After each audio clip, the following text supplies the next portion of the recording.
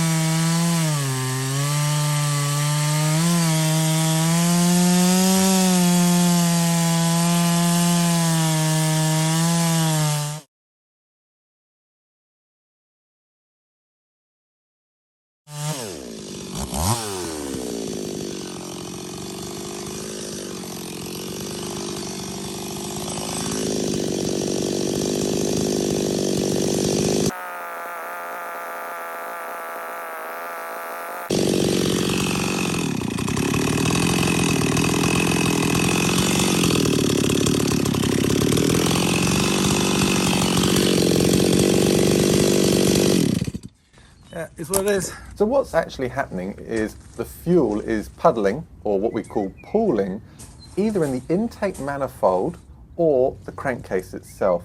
It's a model-specific flaw, though there are a number of different models that still had made around the same era that have this same problem. As the engine is idling, the fuel is gathering either in the pleats of the intake manifold. Some models will have a step there where the rubber intake boot meets the cylinder's intake manifold, or the crankcase itself. The design of the crankcase is not conducive to allowing fuel to flow freely, and therefore when you lift the saw up and you tilt it on its end or on its side, you're actually releasing that built up fuel and you're getting either a stalling effect like I had once, or just a lot of loading up of that engine. There are a few things you can do to help reduce the severity of the fuel pooling. Firstly, bringing up the idle speed does help a lot. So I'd suggest turning the idle speed screw in until the chain starts to creep, then back it off about 1/8 of a turn. That just helps increase the velocity, reduces the amount that the fuel can pool or gather in certain areas. You can run the low speed screw leaner than you typically would. That again, it helps, but it doesn't solve the issue. It just gives you a little bit more time that you can put that saw down and let it idle